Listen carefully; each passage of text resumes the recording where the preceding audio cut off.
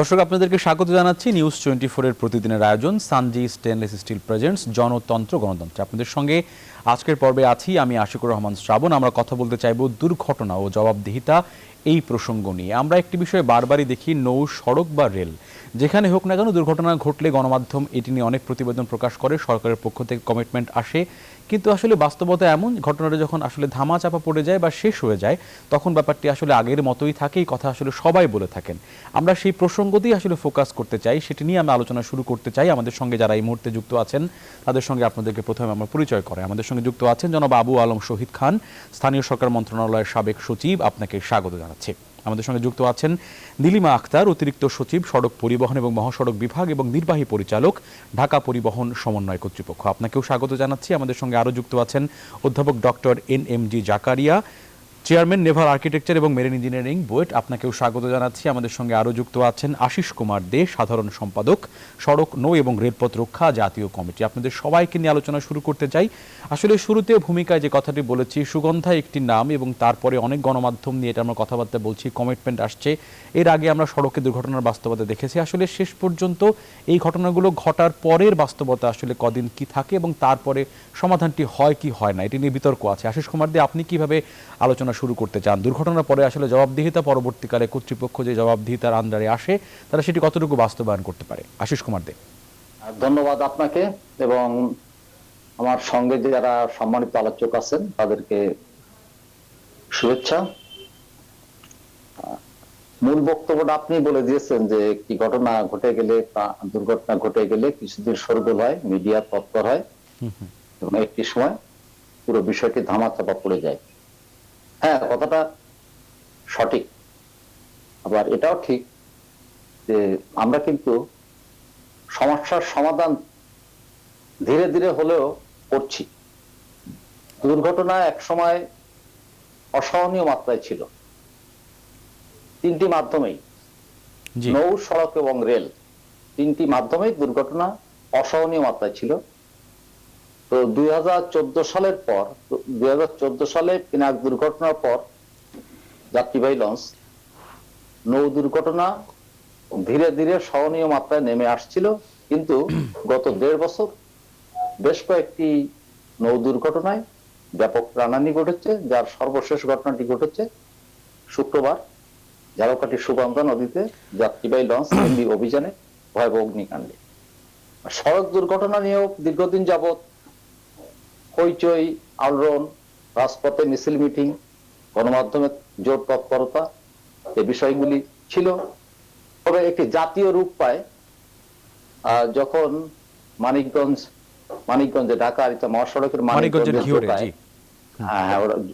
জায়গাটার নাম জোকা, সেখানে যখন নন্দিত সাংবাদিক মিশুক মনির এবং আন্তর্জাতিক খ্যাতি সম্পন্ন চলচ্চিত্র নির্মাতা তারেক মাসুদ সহ কয়েকজন নিহত হলেন, ওই ঘটনার পর দেশে একটি জাতীয় জাগরণ সৃষ্টি হয়েছিল সড়ক দুর্ঘটনা বিরোধী। তো তারপর বিভিন্ন সময় সড়ক দুর্ঘটনার বিরুদ্ধে আন্দোলন হয়েছে, এমনকি কোমলমতি শিক্ষার্থীরাও বারবার রাজপথে নেমে আসছে তাদের সহপাঠী হারানোর প্রতিবাদে, ক্ষোভে। কিন্তু এই যে অবস্থাটা, এই অবস্থা কিন্তু একদিনে সৃষ্টি হয়নি। এটা বহু বছরের পুঞ্জীভূত সমস্যা এক পর্যায়ে সংকটে রূপ নিয়েছে। এই সমস্যার সমাধান করতে গেলে সব ক্ষেত্রেই পরিকল্পিত পদক্ষেপ নিতে হবে। মানে সেক্ষেত্রে কি পরিকল্পনা গ্রহণ করা যেতে পারে? আপনি পরিকল্পনায় কোথাও ঘাটতি দেখতে পাচ্ছেন কিনা আশিস কুমার দে? হ্যাঁ, পরিকল্পনা, যদি আপনি সড়ক পথের কথা বলেন, সড়ক পথের পরিকল্পনা বড় বাধা হলো দুর্ঘটনার ক্ষেত্রে। বড় দুর্ঘটনা ঘটার অন্যতম কারণ হলো অনিয়ন্ত্রিত যানবাহন চলাচল। জি, যেমন আমাদের দেশে রেজিস্টার্ড অর্থাৎ লাইসেন্সধারী মোটরসাইকেলের সংখ্যা 30 লাখ, আর লাইসেন্সধারী চালকের সংখ্যা 16 লাখ। হয়তো 2-4 হাজার কম বেশি হতে পারে। এই যে বিপুল সংখ্যক চালক, মানে লাইসেন্সবিহীন চালক, তারা বেপরোয়া গতিতে মোটরসাইকেল চালান। একইভাবে যে সংখ্যক ভেহিকেল আছে তার তুলনায় লাইসেন্স প্রাপ্ত চালকের সংখ্যা অনেক কম। সেটি সংশ্লিষ্ট কর্তৃপক্ষ বারবার স্বীকার করেছেন যে এই বিপুল পরিমাণ লাইসেন্স বিহীন চালককে রাতারাতি আইনের আওতায় আনা সম্ভব না, তাহলে দেশের ট্রান্সপোর্ট ব্যবস্থা কোলাপস করবে।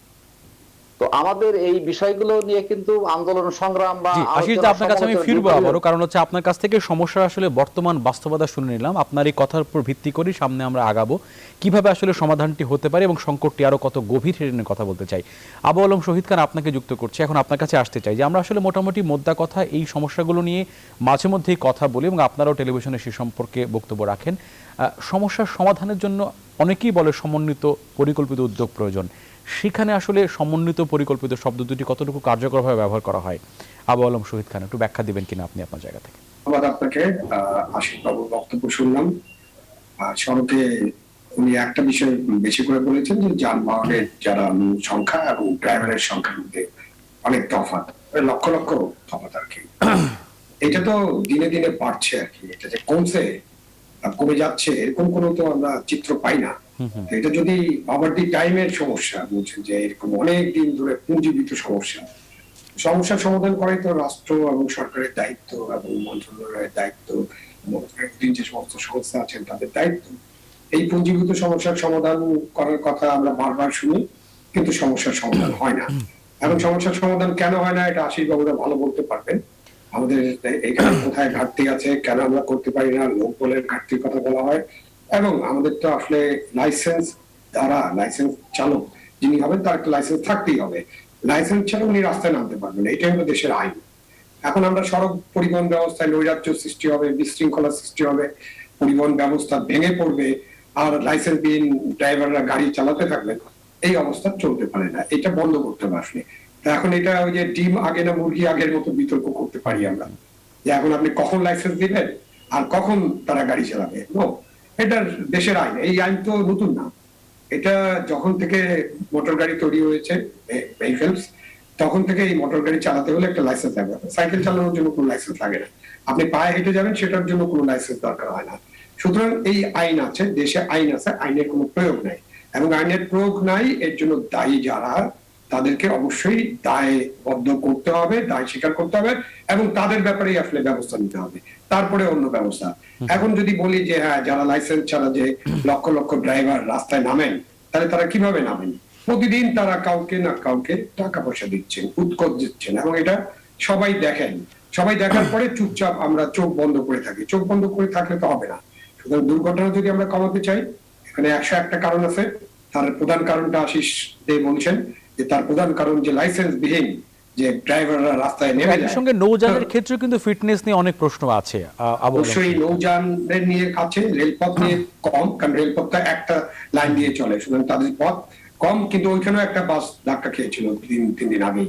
ওখানে তো রেলপথগুলো অরক্ষিত হওয়ার কারণে সেখানে প্রায় দুর্ঘটনা ঘটে।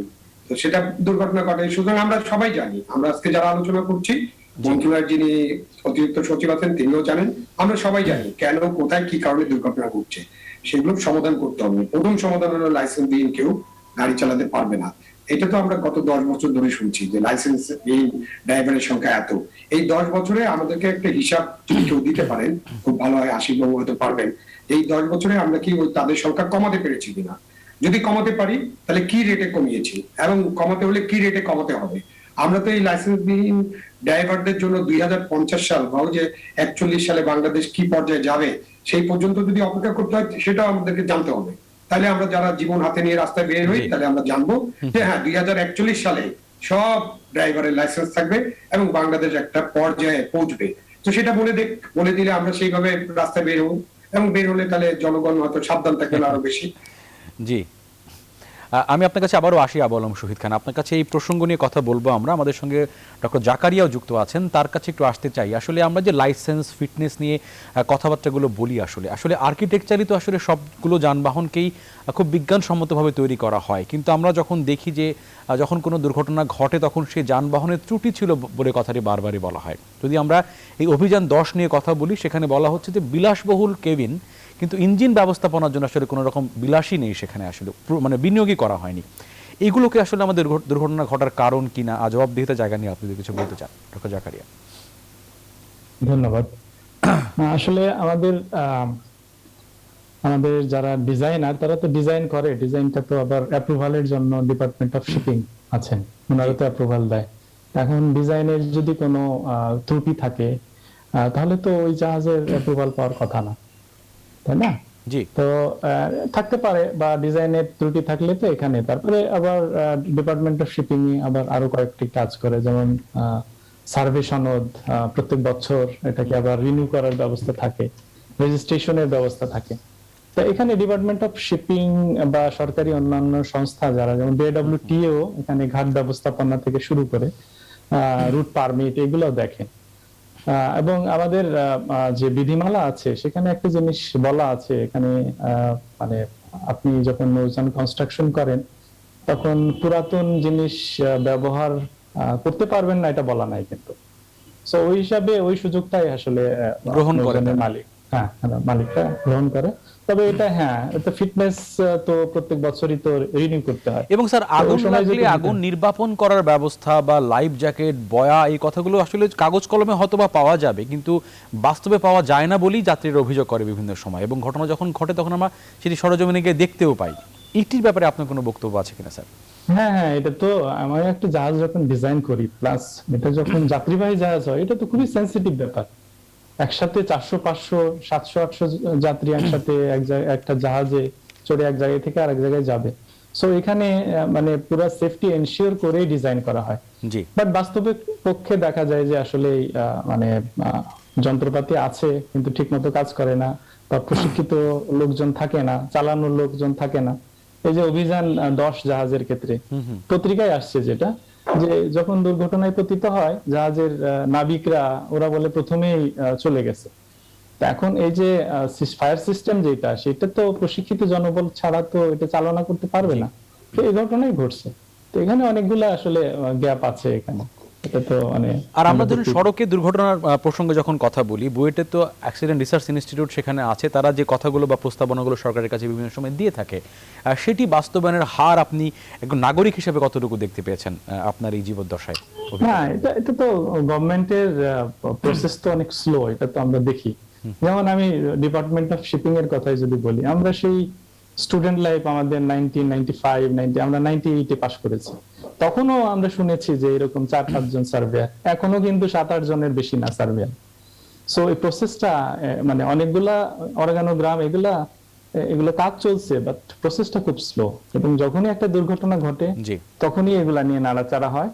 কিন্তু বাস্তবিক পক্ষে দেখা যাচ্ছে প্রসেসটা খুবই স্লো, এবং এটা খুবই অনেক সময় মনে হয় খুবই হতাশাজনক। এগুলা জাকারিয়া, আপনি আমাদের সঙ্গে থাকবেন, আপনার কাছে আসছি আমরা নীলিমা আক্তারের কাছে। এখন আমরা আসতে চাই, আমরা ধরে নেই যে সরকার নিশ্চয়ই আন্তরিকতার সঙ্গে সমস্যাগুলো সমাধান করার চেষ্টা করে এবং অ্যাড্রেসও করে, কিন্তু কর্তৃপক্ষের যে সিদ্ধান্ত বা প্রতিশ্রুতি তার সঙ্গে মাঠের বাস্তবতা অনেক ক্ষেত্রেই মেলে না বলে বিশেষজ্ঞরা বলেন, গণমাধ্যম প্রতিবেদন করেন আর কি। ঢাকা শহরের আসলে বিশৃঙ্খলা দূর করার জন্য সড়কে আপনারা তো অনেক সমন্বয় কর্তৃপক্ষ আছেন এখানে, তারপরে দুর্ভোগটা কমে না কেন? নীলিমা আক্তার, কি বলবেন আপনি? একটু আনমিউট করে নিলে আপনার কথা আমরা শুনতে পাবো, আপনাকে শুনতে পাচ্ছি না এখন এই মুহূর্তে। আসসালামু আলাইকুম, ধন্যবাদ জানাচ্ছি নিউজ 24-কে আমাকে আয়োজনে ডাকার জন্য। সালাম জানাচ্ছি আমার সহ আলোচক যারা আছেন, আমার সিনিয়র সহকর্মী আবু আলম স্যার আছেন। তিনজনই যেগুলো বললেন তার মধ্যে কিন্তু অনেকখানি কাভার হয়েছে কিছুটা। তো যেটা হচ্ছে যে সবচেয়ে বড় ব্যাপার, যে পরীক্ষা পাবো কবে, এটার উত্তর হচ্ছে যে আমার মনে হয় চ্যালেঞ্জটা অনেক বেশি গভীরে। আমাদের যে এসডিজি লক্ষ্যমাত্রা আমাদের আছে, যে বিদ্যমান যে সড়ক দুর্ঘটনায় মৃত্যু হার সেটাকে অর্ধেকে নামিয়ে আনতে হবে। এইটা করতে যেহেতু আমরা দেখতে পাচ্ছি যে চ্যালেঞ্জ গুলো আপনারা সবাই জানেন, পরিবহন সেক্টর, নৌ পরিবহন বলেন, সড়ক পরিবহন বলেন, এই চ্যালেঞ্জ গুলো প্রতিদিনই আলোচনা হচ্ছে। আনসিন কিছু চ্যালেঞ্জ আছে, সেম কিছু চ্যালেঞ্জ আছে। আনসিন চ্যালেঞ্জটাকে ধরা তো খুবই কঠিন ব্যাপার, যে একটা গড়ে উঠেছে যে ট্রান্সপোর্ট সেক্টর, এখানে আসলে যে আমাদের পুরো বাংলাদেশের জন্য ট্রান্সপোর্ট সেক্টরের ডেভেলপমেন্টটাতে আমাদের আসলে ইন্টিগ্রেটেড একটা অ্যাপ্রোচে যেতে হবে। সেটা আমার মনে খুব দূরে নয়, আমরা এগোচ্ছি আমাদের পরিকল্পনা নিয়ে। এবং যদি সড়ক দুর্ঘটনার কথা বলি, তাহলে আমাদের সড়ক ও জনপথ অধিদপ্তর থেকে রোড সেফটি প্রজেক্ট নেওয়া হচ্ছে, আমাদের মিনিস্ট্রিতেও একটা নেওয়া হচ্ছে। এই প্রজেক্ট গুলো যেমন রাস্তায় এক্সেল লোড বসানো, বা ওজন নিয়ন্ত্রণ এগুলি বসানো। তো এই যে সেগুলি ব্যবস্থা করা যাবে, কিন্তু আবার ধরেন যে মনিটরিং এর ব্যবস্থা আছে, সেইটার সাথে আবার এক্সপার্ট জনবলের ব্যাপার আছে। তো আমাদেরকে আসলে একটু একটু করে এগোতে হবে। খুব মানে সুখের কথা যে আসলে আমরা ভাবছি, আসলে এই প্রয়োজনীয়তাটার কথা ভাবছি, আমাদের সুশীল সমাজ, আমাদের সাধারণ জনগণ সবাই ভাবছে। কিন্তু যেটা আনঅ্যাটেন্ডেড, যেটা হচ্ছে অদক্ষ চালক, এইটা দিয়ে চলতেছে, এই এই যে মানে একজন দক্ষ নয় এরকম লোক তারা গাড়ি চালাচ্ছে, তাতে করে দক্ষ এবং সবচেয়ে বড় কথা কি মাইন্ড সেট আপ এরা করছে, কিন্তু হচ্ছে না। যদি আমি ধরে তাকে শাস্তির সাথে সাথে এক্সাম্পল দিতে পারতাম। আমাদের আবু আলম শহীদ স্যার জানেন যে এখানে আইনগত একটা ব্যাপার আছে, যে চালকদের বেইলেবল ধারায় এই অপরাধটি এখনো আছে। তো এখন সেখানে করতে গেলে আন্দোলন হয়। তো এই এই এই অনেকগুলো ব্যাপার এখানে আছে। তবে নীলিমা আক্তার, তাহলে কি ছোট্ট একটা সম্পূরক প্রশ্ন করতে চাই। আসলে এই আলোচনার মধ্যে বা অনেকে অনেক সময় বলেন যে আসলে সড়ক পরিবহন খাত যারা নিয়ন্ত্রণ করে প্র্যাকটিক্যালি এবং সরকার, এই দুই পক্ষের মধ্যে আসলে এক ধরনের জিম্মি বাস্তবতা আছে। জনগণ জিম্মি হয়ে পড়ে, কারণ ভোগান্তি হয়, দুর্ঘটনা হয় যখন। এইটি আপনারা কতটুকু ভাবে সমন্বয় করার চেষ্টা করছেন? হ্যাঁ, আমরা করছি। আপনারা তো দেখেছেন গতকাল আমাদের একটি bus route rationalisation pilot route উদ্বোধন হয়েছে। সেই এবং ঢাকা পরিবহন সমন্বয় কর্তৃপক্ষের নির্বাহী পরিচালকের দায়িত্ব পেয়ে বা আমি এমনিতেও আরবান ট্রান্সপোর্ট সেক্টরটা দেখি। তো এখানে একটা শীতলতা আছে, এই শীতলতা দূর করার জন্য আমরা চেষ্টা করছি। এখানে হচ্ছে ব্যাপারটা, যেটা আমি যতটুকু বুঝতে পারি, সেটা হচ্ছে যে আমরা যে শুধু মানে চ্যালেঞ্জটাকে ফেস করতে তা কিন্তু নয়। যারা গাড়ি চালাচ্ছে তারাও কিন্তু, যারা পরিবহন ব্যবসা, তারাও একটা অনিশ্চয়তা, যে আমি হচ্ছে টিকিট কেটে গাড়ি চালানোর ব্যবস্থা করব, সেখানে আমার লাভ কতটুকু থাকবে, এখানে ওভারল্যাপিং রুট গুলা যেগুলো আছে, যেগুলা মানে অনুমোদনবিহীন ভাবে চলতেছে, তাদেরকে আমরা কিভাবে ফেস করব, তাহলে তো আমার লস হবে। এই রিস্ক ফ্যাক্টর গুলাও কিন্তু বিবেচ্য। কারণ আমরা যে নতুন গাড়ি আনবো, তো এখন নতুন গাড়ি আনতে হলে তাকে পুরোনো যে গাড়িগুলো আছে এগুলো ডাম্পিং করতে হবে। সেগুলো আমাদের পরিকল্পনায় আছে যে কার্য পর্যায়ক্রমে এই গাড়িগুলি ডাম্পিং করা হবে এবং তারা যাতে অনিশ্চয়তায় না ভোগে, সেই জন্য আমরা তাদের সাথে আলোচনা করছি যে তাদের স্বল্প সুদে লোন দিয়ে তাদের এই ট্রান্সপোর্ট বিজনেসে ইয়ে করা যায় কিনা, ইনভেস্ট করার জন্য সুযোগ সৃষ্টি করে দেওয়া যায়, সেই জায়গায় নিয়ে আমরা কাজ করছি। জি নীলিমা আক্তার, আপনার কাছে আমি আবারও আসবো। একটা বিরতি নিতে হবে আমাদের, বিরতি নেওয়ার সময় হয়েছে। বিরতির পরে ফিরে এসে আমরা এই আলোচনার সামনে এগিয়ে নিয়ে যাবো। আমাদের সঙ্গে আপনারা সবাই থাকবেন। ফিরছি বিরতি নিয়ে আমরা।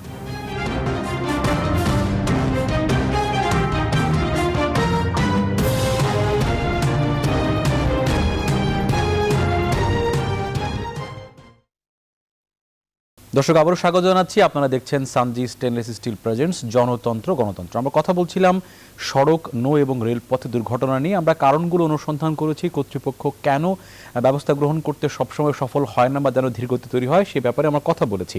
আমরা আবু আলম শহীদ খানের কাছে বিরতির পরে ফিরতে চাই একটু সময়ের জন্য। সেটি হচ্ছে যে আমরা যদি এই সাম্প্রতিক নৌ দুর্ঘটনা নিয়ে একটি এক্সাম্পল আপনার কাছে তুলে ধরি, সেটি হচ্ছে যে ফায়ার সার্ভিস বলছে যে এখানে পর্যাপ্ত জীবন রক্ষাকারী সরঞ্জামাদি ছিল না। অন্যদিকে নৌ পরিবহন কর্তৃপক্ষ তারা বলছেন যে সেটি দেখেই আসলে যাত্রাপথে সেটিকে অনুমোদন করা হয়েছে। অর্থাৎ আসলে দুই কর্তৃপক্ষ দুই ধরনের বক্তব্য দিচ্ছে। সেই বাস্তবতায় আসলে যে সমস্ত পরিবহন এখন রাস্তাঘাটে চলাচল করে, কাগজে কলমে একরকম আর বাস্তবতা ভিন্ন, এটিকে আমরা ধরে নিতে পারি কিনা? আবু আলম শহীদ খান।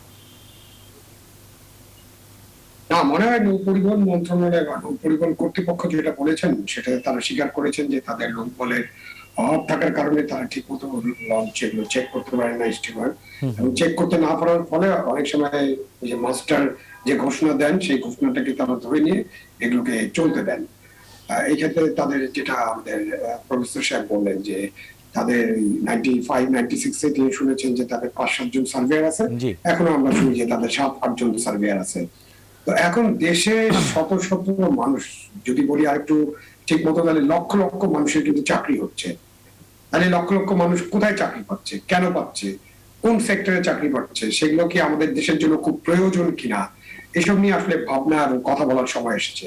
আপনার সার্ভেয়ার পাবেন না, আপনার যেখানে 100 জন সার্ভেয়ার দরকার সেখানে 7 জন সার্ভেয়ার থাকবে, এইরকম ব্যবস্থা চলতে পারে না। তাহলে সরকারকে তো এটা বুঝাতে হবে আমাদেরকে যে আপনি অন্য একটা ডিপার্টমেন্টে একবারেই 50,000 লোক নিয়োগ করে ফেললেন, বা আরেকটা ডিপার্টমেন্টে একবারেই 10,000 লোক নিয়োগ করে ফেললেন। আপনি আজকে রেলওয়ে খালাসির একটা বিজ্ঞাপন দেখলাম, খালাসি নিয়োগ করা হবে, অনেক বিজ্ঞাপন এখন আমরা মিডিয়াতে দেখি এবং পত্রিকায় দেখি।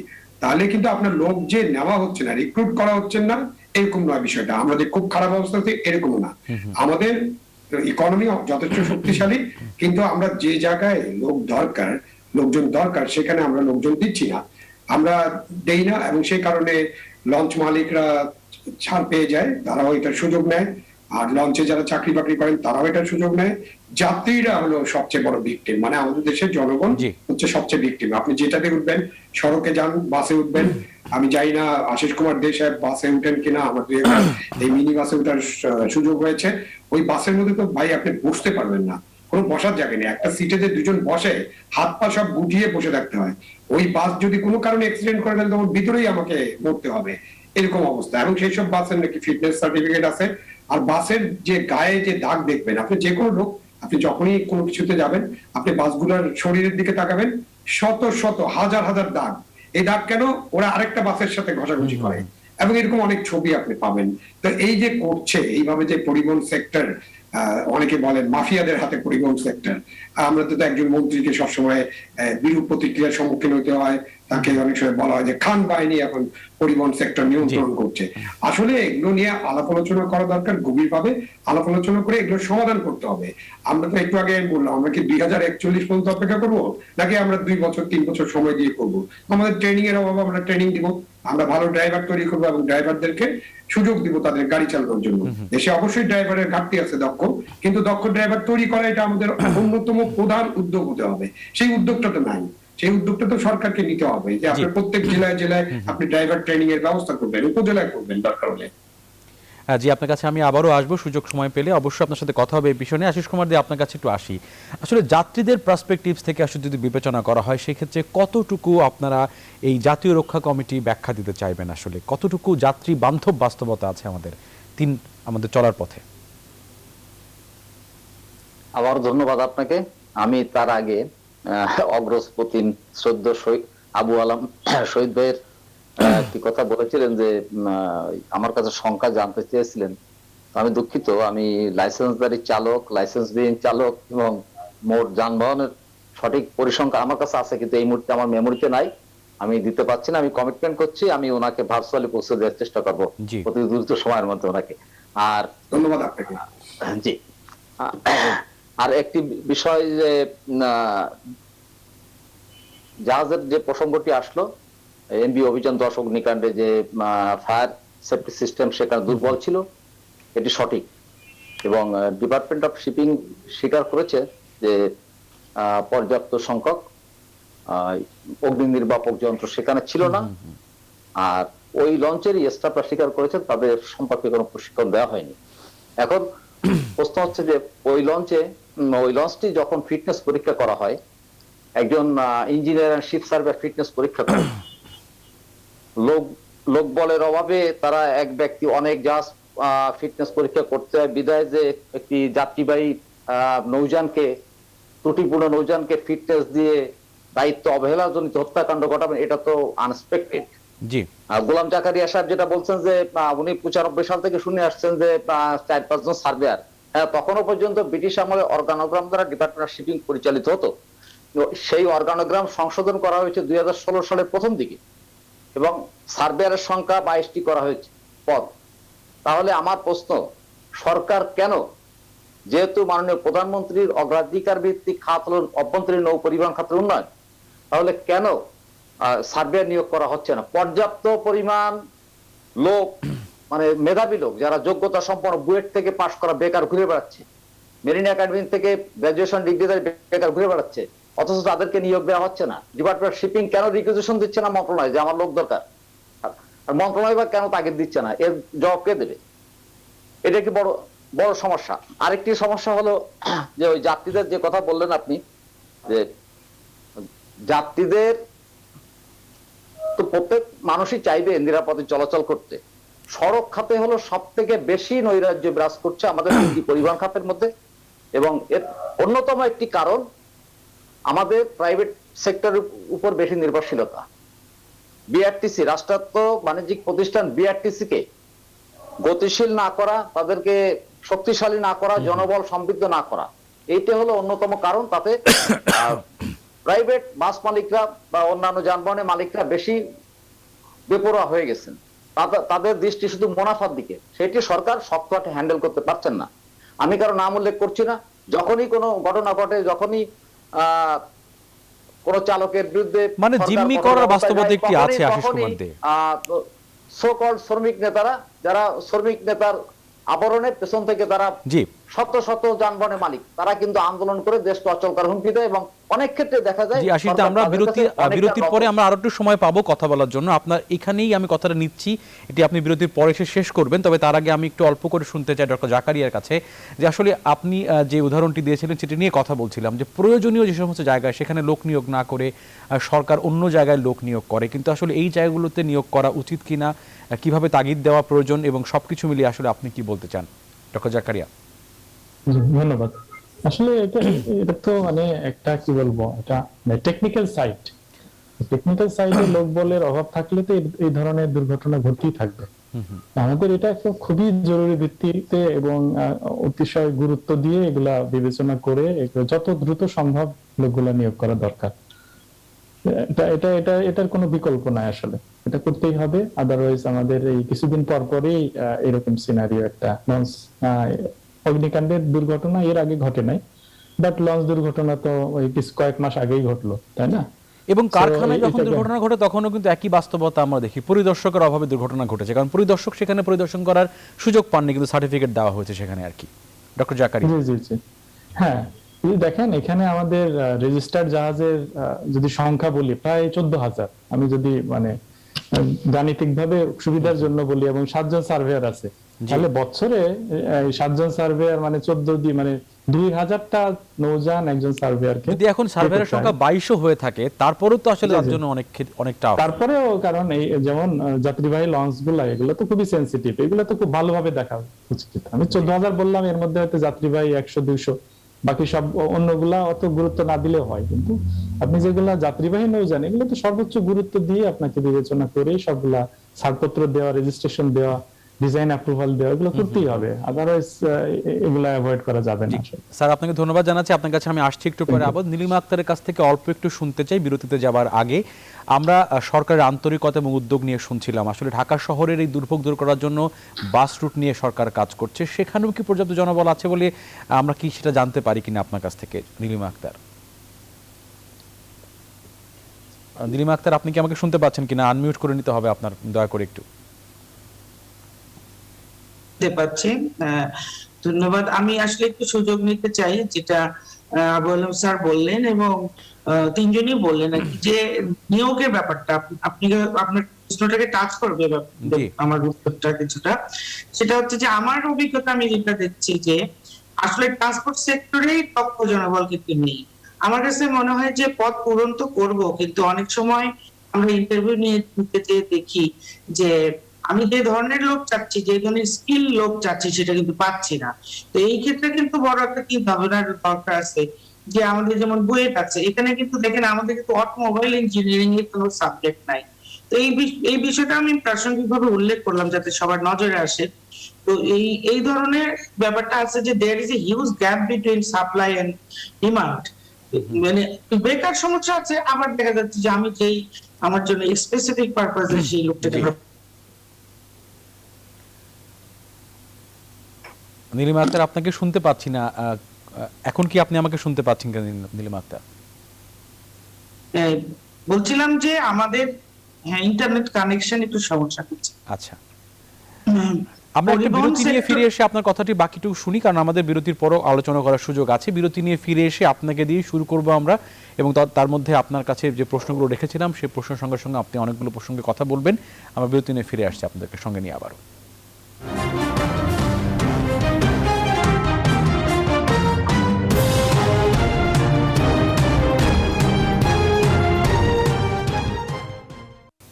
দর্শক, বিরতির পরে আপনাদেরকে আবারও স্বাগত জানাচ্ছি সানজি স্টেনলেস স্টিলস জনতন্ত্র গণতন্ত্র। আমরা কথা বলছিলাম বিরতির আগে নীলিমা আক্তারের সঙ্গে। তিনি বলছিলেন যে আসলে সাপ্লাই এবং ডিমান্ডের মধ্যে যে একটা তারতম্য আছে, সে কারণে অনেক সময় দক্ষ লোক খুঁজে পাওয়া যায় না। নীলিমা আক্তার, আপনার বক্তব্যটি আপনি শেষ করবেন। আমাকে যদি একটু বলেন যে আপনি এই প্রশ্নটা বলছিলেন যে আমাদেরও জনবলের সংকট আছে কিনা। হ্যাঁ, আমাদের জনবলের সংকট আছে, যেমন তবে আমাদের প্রয়াস চালিয়ে যাওয়া হচ্ছে। বিআরটিএ-তেও জনবল ছিল, তারা সম্প্রতি বেশ কিছু পদ পূরণের ব্যবস্থা নিয়েছে, প্রায় 300 পদ। তাতে আমার মনে হয় পরিস্থিতি কিছুটা উন্নতি হবে। ডিটিসি এতেও জনবলের অভাব রয়েছে, সেখানেও আমরা পর্যায়ক্রমে পদগুলি পূরণের চেষ্টা করছি। মেইনলি আসলে এই যে কোভিড সিচুয়েশনের কারণে এই নিয়োগগুলো কিছুটা পিছিয়ে গেছে, তবে আমার মনে হয় এখন আমরা এগিয়ে যাব এই পদগুলো পূরণ করতে, এবং সেটা হয়তো সহায়ক হবে অনেকটা এই আমাদের যে সংকটগুলো আছে সড়ক দুর্ঘটনা এবং প্রাসঙ্গিক। তো আমি একটা উদ্যোগের কথা বলতে চাই যে যেমন আমরা প্রশিক্ষণের তো ব্যবস্থা আছে, বিআরটিসি থেকে ড্রাইভারকে ট্রেনিং দেওয়া হচ্ছে, আসার কথা 100 মহিলা ড্রাইভার ট্রেনিং দেওয়া হচ্ছে। আমি মনে করি যে তারা হয়তো আরো মনোযোগী ড্রাইভার হবেন। আমরা যদি একসময় তাদেরকে রাস্তায় নিয়োগ দিতে পারি, সেটা একটা নতুন মাত্রা নিয়ে আসবে। তারপরে হচ্ছে যে আমাদের সড়ক বিভাগের আরেকটা উদ্যোগ আছে যে ট্রাক চালকদের বিশ্রামাগার প্রকল্প। 4টি ট্রাক চালক বিশ্রামাগার এই নির্মাণের কাজগুলি চলে যাচ্ছে, এগিয়ে যাচ্ছে। এই ধরনের প্রয়াস আমরা চালিয়ে যাচ্ছি। তবে আমার মনে হয় এটা এমন একটা বিষয় যেখানে যাত্রী বা ক্লায়েন্ট, নাগরিক সবারই এখানে মানে অ্যাক্টিভ পার্টিসিপেশন লাগবে, যে পরিস্থিতি থেকে উন্নত পর্যায়ে যাওয়ার জন্য মাইন্ডসেট একটা পরিবর্তন আনতে হবে। ড্রাইভার মানেই কিন্তু আমি যে 60 জনের ট্রেনিং দিলাম আমরা পরশুদিন শুক্রবারে, তো দেখা যাচ্ছে যে ওরা ড্রাইভার মানেই যেন মানে গোসল করবে না, অপরিচ্ছন্ন থাকবে, এরকম একটা অবস্থা। তো তাদেরকে আমরা এই বিষয়ে বললাম যে একজন যাত্রী উঠে যদি দেখে যে পরিচ্ছন্ন ড্রাইভার, আপনার পোশাক আশাক যদি ভালো থাকে, সেজন্য আমরা কিন্তু পোশাকের ব্যবস্থা করেছি, এবং যারা গাড়ির ভিতরে ডিউটি করবে তাদেরও। নীলিমা আক্তার, আপনাকে শুনতে পাচ্ছি না এখন এই মুহূর্তে। আমরা আলোচনার শেষের দিকে একেবারেই আছি, যে কারণে আমরা অন্য অতিথিদেরকে সুযোগ দিতে চাই একটু। আপনি আমাদের সঙ্গে থাকুন, আমরা শেষ পর্যায়ে আছি একেবারে। আমরা ডক্টর জাকারিয়া স্যারকে সময় দিতে চাই 1 মিনিট। স্যার, আপনি 1 মিনিটের মধ্যে একটু বলবেন কিনা আসলে জবাবদিহিতার জায়গায় কোন কোন ক্ষেত্রে আসলে মান উন্নয়ন প্রয়োজন বলে আপনাদের পরামর্শ আছে। Doctor Zakaria. Doctor Zakaria sir, আপনাকে শুনতে পাচ্ছি না আমরা, আনমিউট করে নিলে সম্ভবত শুনতে পাবো। আমি সংক্ষেপে 3টা পয়েন্টের কথা বলবো। এক হলো এই সংকটের জন্য আমাদের প্রথমে যেটা দরকার, অতি দ্রুত আমাদের যে লোকবলের যে সংকট, আমরা বসের কথা বলছি, ডিপার্টমেন্ট অফ শিপিং, সেগুলো দূর করতে হবে, আদারওয়াইজ পরিস্থিতির উন্নত হবে না। আর যে প্রশিক্ষণের অভাব আমরা চারিদিকে দেখতেছি, মানে নৌযানের যেসব লোকজন থাকে, প্রশিক্ষিত জনবল না থাকলে কিন্তু হবে। আর আরেকটা জিনিস বলতে চাই, আমাদের অনেক সময় দেখা যাচ্ছে নৌযানের নকশা একরকম, আবার মানে আমাদের যারা ইউজার তারা ডিজাইনটা মডিফিকেশন করছে, রক্ষণাবেক্ষণ সময় ইঞ্জিন চেঞ্জ করতেছে উইদাউট মানে টেকনিক্যাল পার্সনের অ্যাডভাইস ছাড়া। তো এইগুলো আসলে আমাদের টোটালি বন্ধ করতে হবে, তাহলে আমার ধারণা, আমার বিশ্বাস যে এটা একটা ইমপ্রুভমেন্ট আমরা আশা করি। আমরা সেই প্রত্যাশা রাখছি আপনার মাধ্যমে। আবু আলম শহীদ খান, আমরা প্রত্যাশা করি, বাস্তবতার সঙ্গে প্রত্যাশা মেলে, অনেক ক্ষেত্রে মেলে না। মেলার জন্য আসলে কতটুকু বল প্রয়োগ প্রয়োজন মানসিক এবং শারীরিকভাবে? আবু আলম শহীদ খান। দেশে তো আপনাকে আইনের শাসন প্রতিষ্ঠা করতে হবে। আপনার আইন থাকবে, আইন প্রয়োগ হবে না, এই অবস্থা চলতে পারে না। আমাদের লোকবল ঘাটতি থাকতে পারে, সেই লোকবল আমাদের তৈরি করতে হবে। সেটাও আমাদেরকে বললে চলবে না আমরা লোক পাচ্ছি না। তাহলে আমাদের যে এত বড় বড় বিশ্ববিদ্যালয়, আমাদের এইসব ইনস্টিটিউট আছে, তারা কি করেন সেখানেও একটা জবাব দিয়ে আনতে হবে যে আমাদের এই লোকবল দরকার। আমাদের ঢাকা ইউনিভার্সিটিতে ধরেন বাংলা ডিপার্টমেন্টে 300 ছাত্রছাত্রী প্রতি বছর পড়তেছে, আমাদের এগুলো দরকার কিনা সেটা আগে চিন্তা করে। এবং তারা কি চাকরি করবে? আপনি এখানে প্রফেসর সাহেব আছেন, উনি জানেন, ওনার অনেক সিভিল ইঞ্জিনিয়ার তাদের বিভিন্ন ইঞ্জিনিয়ারিং ফার্মে 20,000 টাকা বেতনে চাকরি করে, এখন হয়তো কিছুটা বাড়তে পারে, আমি জানি না। ডাক্তাররা এই বিভিন্ন জায়গায় 20,000 টাকা বেতনে চাকরি করে, একজন ড্রাইভারের বেতন কিন্তু 20,000 টাকার উপরে, ভালো গাড়ি যারা চালান। আপনি চিন্তা করেন যে আমরা কি ধরনের একটা ইমব্যালেন্স সোসাইটিতে তৈরি করছি। এই ইমপ্লেস তৈরি করে আমরা বারবার কথা বলবো। এই যে নীলিমা যেটা বললেন যে ট্রাক চালকদের জন্য একটা বিশ্রামের জায়গা, এটা তো 2012 সালে 13 সালে স্যার আমি 1 মিনিটে শুনেছি, শেষ এখন করতে হবে কিন্তু আপনাকে আবু আলম শহীদ হ্যাঁ, খান। জি এই 13 সালে আমি শুনেছি, এখন কিন্তু প্রায় 9 বছর চলে যাচ্ছে, তারপর কিন্তু আমরা এখন পর্যন্ত ওই প্রজেক্ট আলোর মুখ দেখেনি বা দেখতে পারে খুব শীঘ্রই। তো যেসব প্রকল্প আমাদের জন্য জরুরি, আমার জি। জাতির জন্য জরুরি, আমার মানুষের জন্য জরুরি, নাগরিকের জন্য জরুরি, সেগুলো করতে হবে। আপনি প্রত্যেক মানে মিটিং এ এক মিটিং এ তো আপনি হাজার হাজার কোটি টাকার প্রকল্প আপনি পাস করে দিচ্ছেন, কিন্তু এইসব প্রকল্পের কোনো খবর নেই। এই জায়গাটায় পরিবর্তন আনতে হবে জি সরকারকে আবু এবং আলম শহীদ রাষ্ট্রকে। খান, আপনাকে ধন্যবাদ জানাচ্ছি। আমরা আশিস কুমার দেকে দিয়ে শেষ করতে চাই আলোচনাটি। দাদা আপনি 1 মিনিট সময় পাবেন কথা বলার জন্য। শেষ কি মন্তব্য আছে আপনার? আশিস কুমার।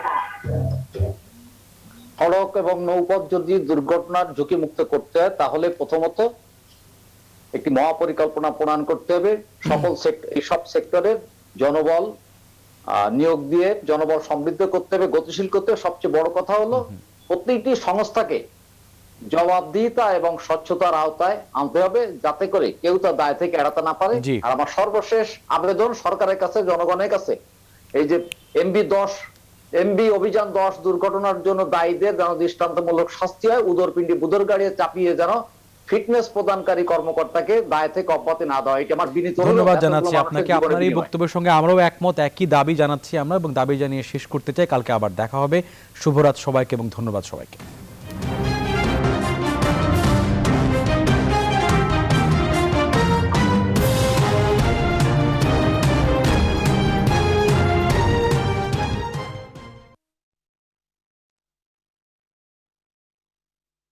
ধন্যবাদ জানাচ্ছি ডক্টর জাকারিয়া স্যারকেও ধন্যবাদ। দাদা